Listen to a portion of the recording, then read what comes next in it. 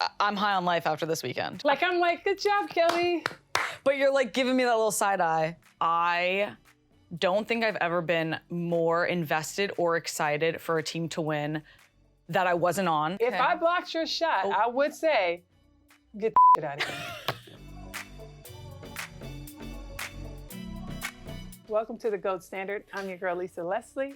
And I'm Kelley O'Hara, and this is the show where we talk about all things women's sports at the Olympics. But wait, before we go any further, let's talk about our what fits. we're wearing today. What are we wearing? What you got? I have on a Lisa Leslie jersey, and when they told me that they were getting our jerseys for each other, Yes. I immediately asked if I got to keep this because I'm very excited about it. I'm excited you have on number 9. I got on Kelley O'Hara, number 5 Number right 5. Here. Excuse me, this is the kitty, just part of the kit up top. It's not is it kitty? No? She keeps saying that the jersey is the kit. part of And I the said kit. it's part of the kit. But I call it the kitty. You're very proud that you know that it's called a kit. Yeah, I am very I'm proud of you. This is just a I've jersey. never played soccer Uniform? one day in my life. Ever? No. Really? No. I'm surprised by that. Yeah. I don't know why I didn't play soccer. You would have made a fantastic center back. I don't know, but if I judge 9. based on my daughter who's 6'5", every time she moved her foot, the ball was gone. By the time the littles had it all the time. The little ones on the field. The little ones, yeah, they take the ball. It's true. We're Anyways. feisty out there. Okay, listen. go. I'm high on life after this weekend. Yes. Craziness has ensued, and it's the 4th day of the Olympics. Can we just get into the women's gymnastics, because that was just so amazing. Not only did they win gold, in the fashion that they won, it was like the redemption tour, right? Yes. We know what happened in Tokyo. They Yes. walked away with silver. Simone Biles was not able to finish. For her to get to this pinnacle and come up with gold, gold. Team gold. I mean, they got silver in Tokyo. Mm-hmm. So for them to come back, like you said, redemption for sure. So exciting. I think that they won every single rotation. Is that what it's called? A rotation? Suni Lee, months ago, didn't even know if she would ever compete in gymnastics and is now performing on the Olympics and absolutely crushing it. I was crying. After Suni Lee's story, guys, I mean, the fact that she had, what was it, kidney disease? Yeah. I think 2 different types. She had gained 45 pounds. And when you saw the video of her, there's like no way. You think that she's fighting for her life, not just to be able to do gymnastics, but fighting for her life. And the fact that she made it back, like that story, all those stories, I don't know, I get so emotional about watching them and them getting the gold medal and just the excitement of like all that hard work. By the way, did you see when she was practicing, was it the uneven bars and missed and hit the mat so freaking hard? In the Olympics or just like today? Like, oh yeah. no, oh no. I know it's very stressful. I mean, watching all the parents' reactions while their child is performing really gets me because they're all like, someone's hiding, like they can't look, they're moving with them. It's really intense. And then on top of that, there's 4 of these women that this is their second Olympics or multiple Olympics, right? Like that never I feel like that rarely happens in gymnastics. But Kelley, wouldn't it be like getting kicked in the face we're going back with to the that. ball while warming up? Like your teammate accidentally like kicks the ball at your face. No. You're pissed. Worse than that. What? Because it's like a full body slam. Like getting kicked in the face. Yeah, getting kicked in the face happens, but I don't know. I mean, that slam, the way she fell and to come back from that was so much strength. That is like the American dream right there. Like you fall down and you get back up. You get back up. And they did, and they won gold. It was crazy. That was awesome. I was very excited for them. And we have, that's just the team. They won gold, but now we're gonna have all of the individual moments coming up now, which is gonna be super exciting. Suni Lee and Simone Biles will be competing in the individual all-around, which is like crazy because they're both gold medalists in that event, and now they're competing against each other. Wild. Wait, Jordan Childs, I like her. She's that girl. She brings the energy. Oh, yeah. She has all of the pizzazz. Did you see? I think it was her. She winked at the camera when she landed her. floors. Oh my God, it was so good. I was like, I love that. Okay, but let's talk about the other stuff that the people see. Like all the non-verbals, it's like, I got to give you hugs and I'm cheering for you because we're teammates. Yeah. But I also got to beat your score. Like we are literally competing against each other. No, because I need to be. But not today. Today you can was say team. that, but I got my eye on your score. You're like, one of I'm those. trying to, I'm like, good job, Kelley. But you're like giving me that little side eye. You're checking me out in your peripheral. Good job. Okay, you're. Thank you. Thank you. Give me a hug. Oh, good job. You rocked. Thank you. Like, I don't know. Like, I'm cheering for you, but That's why you did a team sport and not an individual sport, because like team sports are way more fun. That's the thing. Like, obviously, it's going to be great to see them win medals in all the individual events, but the team event is just so. I don't know. It just is. But you know what I so think? good. This is what I found out. Oh, I can't think wait. that it's actually the same. Think about this. Asia Wilson on the basketball team. She's the #1 center forward in the world. Yeah. But also, Brianna Stewart, right there, second best. But they are also competing against each other. Oh, you got 20 points? I got 20 points. You got 22? I got 24. It makes us better as a team, but you are my competition also. Listen, you're not wrong. That absolutely happens on team sports. Okay. And it does elevate, or helps to elevate yourself, your teammates. That is part of it. Right. But I think that when it's at together. Least, once you get to this point of we are part of Team USA, we are competing for a gold medal or any medal. We are a team. I want you to play your absolute best, and I hope that I can play mine. Sony Lee's coming, though. She looked good. Okay, listen. You know what I'm stoked on? Obviously, gymnastics was amazing, but maybe not maybe. Definitely, I think a more Hollywood moment was Rugby Sevens. Rugby Sevens. You fell in love with Rugby Sevens. I fell in. You haven't really watched rugby. I'm going to tell you what it is. Okay. Tell me about rugby a little bit more. Rugby is a mix of, or a combination of hot potato, red rover, wrestling, and a little bit of soccer. All and football, stirred up into one. I mean, yes, but like football, you mix it all together. No, because you can't throw the ball forward. So it's like, it's really just like hot potato, like, oop, I don't want it, you got it, you know? And then like wrestling on the ground. So tell me this. And then they're in a line. Why do they get to the end and cross the line, and then but the ball has to touch the... I think the something ball... about the ball touching was... So, yeah, I really got into it, but I still have a lot of questions. I'm no expert, but I will say that I don't think I've ever been more invested or excited for a team to win that I wasn't on than this Rugby Sevens team. Oh, my God. I was watching the bronze medal match, which they played against Australia today, and... I felt the anxiety and the nervousness and like the stomach ache that I felt anytime I would be on the bench, like watching a team I saw play. just like highlights. Oh my God. I saw Mare so bulldozing. Yeah. She was like amazing. So they got the bronze, but I kept thinking of like if they just had 2 more American women like Alyssa Thomas. Okay. Yes. So when she gets done with basketball, she should definitely do rugby. She could do it well. Okay. And then I felt like we left Clarissa Shields, who's the GOAT of women's boxing. She's at home kicking butt, but she would be nice out there too. Like we could get gold. Call them. Yeah. Put in their names. Call me. See if they're interested. I don't know if they would be because rugby is brutal. Like I mean, she could hurt somebody, but a little screws loose to be able to play that. But like, hats off to them. It was so exciting. I feel like they are the darlings of this Olympics so far, truly, because I just think that not very many people, probably, I mean, myself included, like I knew nothing about rugby, and now I'm like looking up when the World Cup is, and I'm gonna go watch next year. Okay, let me just ask you 2 things that I knew nothing about. Was women's water polo. Okay, that is also intense. Why are they playing without goggles? Because I feel like I feel like when you splash the water in my eyes, I need a timeout. Like, no? Does anybody? No? Like, you're out there fighting, like underwater. Lisa, they're like kicking and fighting. Lisa. What? That is a very, very fair question. Okay. I think a fantastic question. Okay. So here's another one. Honestly, because if they did wear them, somebody would grab those goggles and snap them back on your eye. Okay. So that would be a problem. Okay, so that's why they don't wear goggles? I think so, truly. Okay, here's my other question. Okay, and what? Women's beach volleyball. Okay. Love it. But you want me to dive for the ball and the sand is like, where are the glasses? No, goggles? No, I actually thought about that. I was like, so do they switch the ball out every time before they hit? Because I'm like, the ball has sweat on it, and then or it's like a little maybe moist, and then it gets sandy, and then you're smacking it, and then like sand's flying in my eyes. Like, I gotta call my girl Carrie Walsh. Yeah, we need Carrie. Carrie, call me. Listen, I need help. We need a new section where it's like we have questions We need them answered. We need and we them call in. We're going to do that. Yeah. We do have somebody coming up later that you guys will see. That I'm going to, we have some questions about swimming. But before we get there, USA 3v3 basketball versus Germany. Okay. Opening match. Didn't go as we had hoped. Didn't go as we had hoped. Rugby 17-3. Yeah, we're done. Yeah. Okay, so talk me through it, because I didn't see the match. I had training. Sorry. Okay, no worries. I saw the match. We started out strong. Okay. But here's the things that I saw.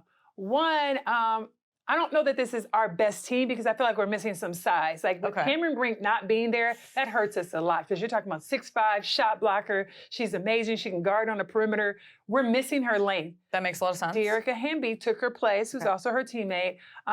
She's an excellent scorer, but not as fast in terms of like footwork, and she doesn't have the height. So I thought they took great advantage, Germany did, of the pick and rolls and just getting to the basket, slipping some of those screens. And then we have Ryan Howard, who's also a nice shooter. She can score, but I feel like she wasn't really being as aggressive as she could be in attacking. I'm not really sure. Van Lith. Just call her Liddy, right? Liddy. She can light it up. Van Liddy. She can light it up from the outside. Lisa's queen of nicknames, so Van Liddy. That's Van Liddy from the outside. Like, she can light it up. She's doing a good job leading, but size-wise, I just feel like the U.S. This is going to be tough. Okay, so you just stated all of your concerns. So Those are all my concerns. You have concerns? Yes. You know what? But that doesn't mean that they cannot climb this hill that is in front of them. That doesn't mean that. And I believe in that. But you know who you don't have concerns about? Who? USA 5v5. Let's go. Basketball. Let's go. Talk about Japan. Like, they're good. I would say my one concern I'm asking you about, are we concerned about our three-point shooting? Okay, so here's the thing. Japan is one of those teams, if you play Japan, China, Korea, any of those teams that have this different style of basketball, it gets away from our Western style where we have help side defense, we have this rotation because they move so quickly. Asia Wilson came off 24 points, 13 rebounds. Stewie also did a great job, 22 points. Yeah, big games. Gray, 13 assists. So great for them. Yeah. Brittany Griner's that other big who can dominate. That's just not the team you want to try to dominate against. So, of course, they move so well. They're shifty. They made 15 three-pointers. We only made 4. Yeah. Am I concerned about that? A little, just a little. But we do have good shooters. Come on, we have Diana Taurasi who can knock down 3. Kalia Copper can knock down a 3. We have shooters that can score. Did I leave out Inescu? Plummer. We have shooters that can shoot the 3 ball. But I guess it's like, if they don't have to, why you gotta use it? They didn't have to. This was a get the ball inside kind of game, and the USA was able to do that. They could guard the 3-point line better, but you're not going to see many teams shoot the ball, I think, as well as Japan shot the ball. Let's hope. They were lights out in that. But I'm not concerned. USA, you're good. All day. No issues. Women will dominate. Soccer? No, first of all, let me ask you. No, but I want to, okay, fine, ask me. Let me ask you. Yes, ask me. Because we had a preview about the U.S. women's soccer team. We did. And you said... Well, we had a recap of the first game. We had a recap of the first game. And then a preview of what was coming, which was Germany. And you talked about how important it was for the U.S. to play well against Germany because they were so good. What were your thoughts? They won. I have no notes. Nothing? No feedback? We don't have to talk about it. What about Coach Emma? Listen, you talking to her? Listen, it was such a good performance by us. It was the exact performance and probably more than we could have hoped for or dreamed of for this team in this moment. Germany is such a historically formidable opponent that we have to go up against, and it's kind of, we've traded wins and losses versus them, and to see this team not just win but like perform against a Germany, huge. I want them to copy paste. Like, I want that to just be the performance. They've got it in their mind now. They know what they need to do. I want them to remember the feeling that they had throughout that game, after the game, and just repeat. Because it's really... How does it feel? Okay, go ahead. It's really important for I think, players to feel that confidence and like, oh, we can do this. Like, no issues. We got this. We know what to do.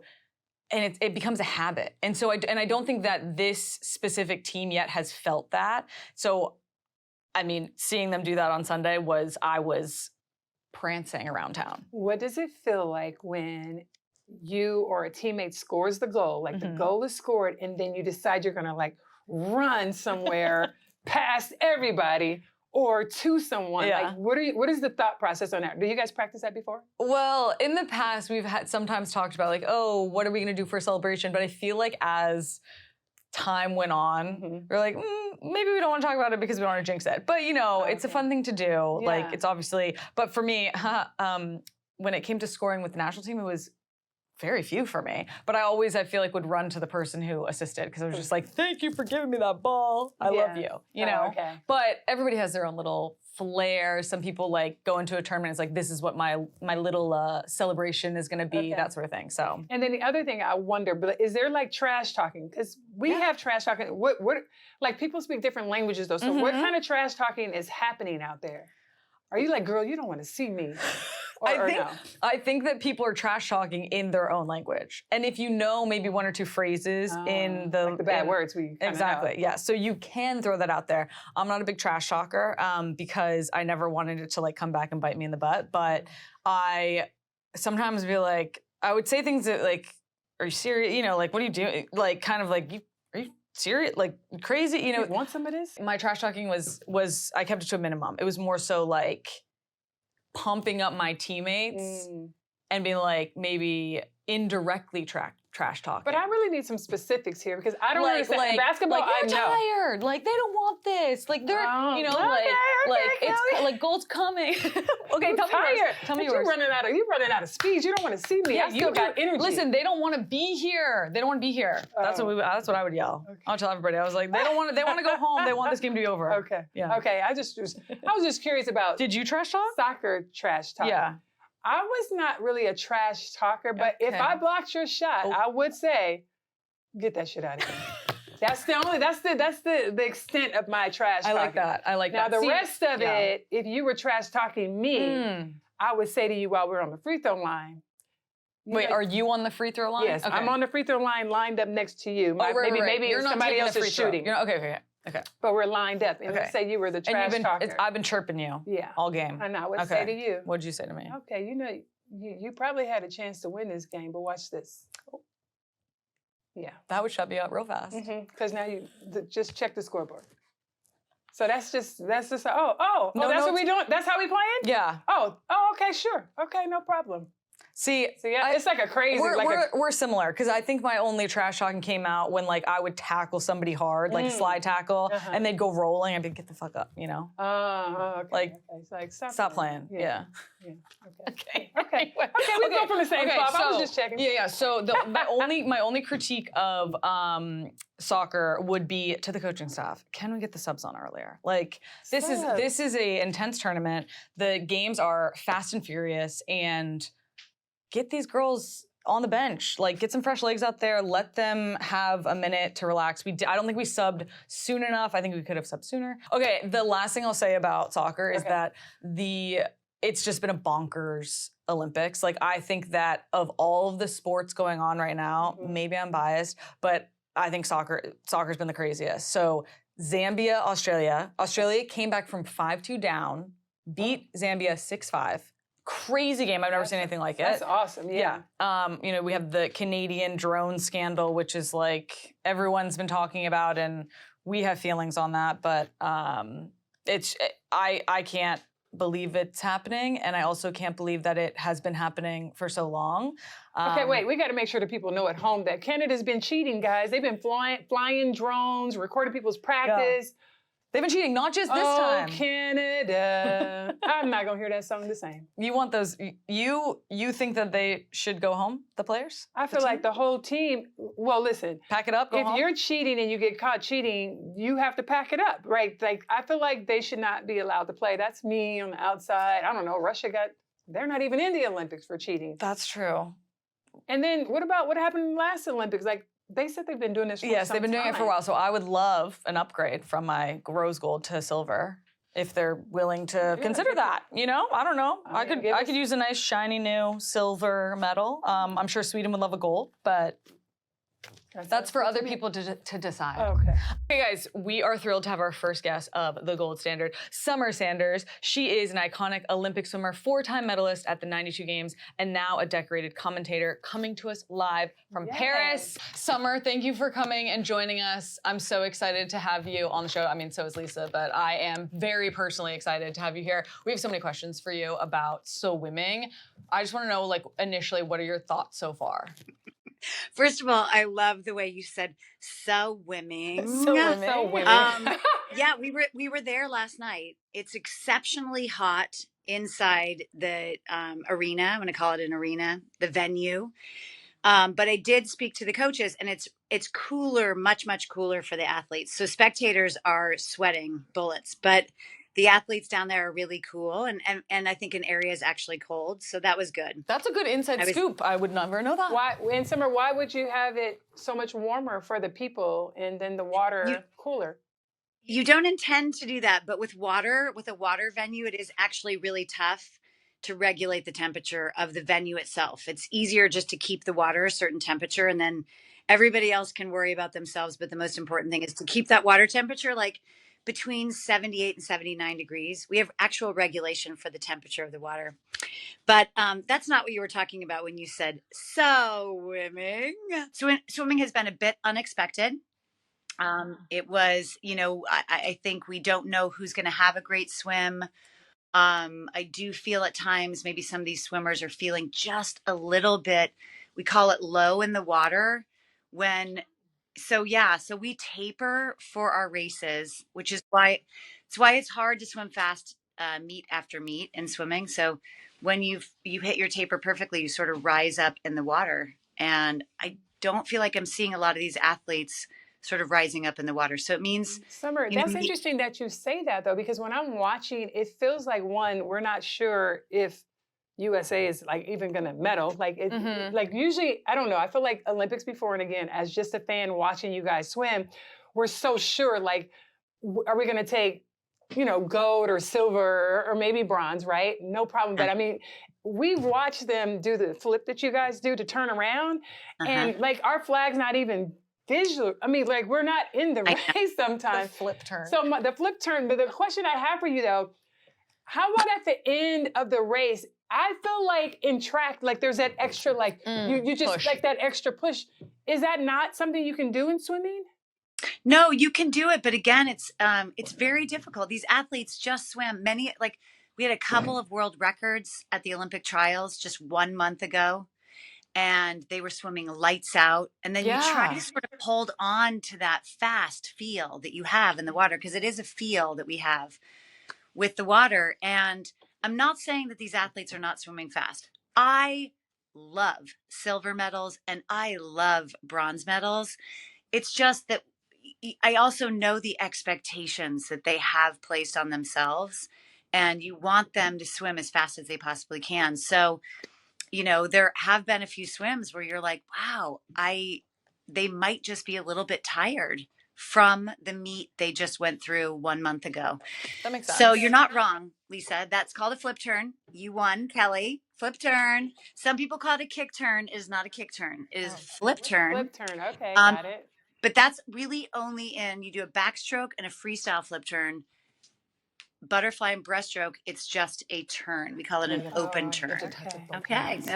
Yeah, both hands, butterfly and breaststroke. Okay. You know Kelley swims, right? I do. Well, I swam when I was a little kid, and you were one of my idols. I was obsessed with you, and I've gotten back into swimming. And so this Olympics has been really fun to just be like, I've kind of leaned into or did a little bit more research on the more technical side of swimming, because I think people watch it almost like a normal person watches like track and field. They're just like, oh, they're just out there running, and it's like for normal people, oh, they're just swimming. It's like it's so technical and so specific, and just like the littlest of details matter. So it's been fun to kind of listen to the commentators talk about that. But I am really curious your thoughts on the Australia-USA rivalry that was going into this Olympics, and then kind of how it's been playing out. I went to a dinner party on Friday Friday night with some Aussies, and I was talking shit to them because I was like, oh, we're going to dominate. And do you think that I can be texting them and talking more like we're doing well? Or who do you think is winning on the side of the Australia-USA rivalry right now? It's very close, Kelley. I mean, are you talking about like, are we going to be calling Renee Stubbs and talking to her about who's winning? Because I already wanted we could call her up, get her in here. Yes, I already wanted to have a conversation with her leading into this. First of all, let me just say this. I love a healthy rivalry. It makes it so fun. It makes it so fun. And newsflash, Lisa and I have had a healthy rival. Well, you and me and Lisa have had a healthy rivalry between Stanford and USC. But Lisa and I have had a healthy rivalry between the Buffalo Bills and the Pats. Oh, correct. Right? It's fun. It makes it fun. Yes. It makes it so fun. So thank goodness we have a rivalry in our sport. Make it a little more exciting. I don't know who's winning. I don't think there's anybody really that's winning. Okay. I do feel like hopefully we kind of get a bit of a steam, this like, I don't know, a second wind in us for the second half of our swimming competition. And also, hey, here's the deal. The world is swimming really fast. And I said this going into this meet. The world is fast. And that's a good thing for our sport. Yeah. We want parity. We want sure. everybody to be swimming fast because we want our sport to stick around and get faster collectively, not just two nations. What's the no cannot miss from swimming for that last part of this week? Katie Ledecky. Okay. Let's see that girl really, really shine. Can Simone go and stand up there and crush it in the last day of the 50 free? Amazing. I'm so excited for the 50 free. Thank you so much, Summer. Thank Love you. So let's talk about tennis today. Yes. Coco Gauff. Yes. Now, I feel like every time she's been at Roland Garros, there's been some controversy that has happened on the court. This might be the third one. Don't mark me on that. People look it up.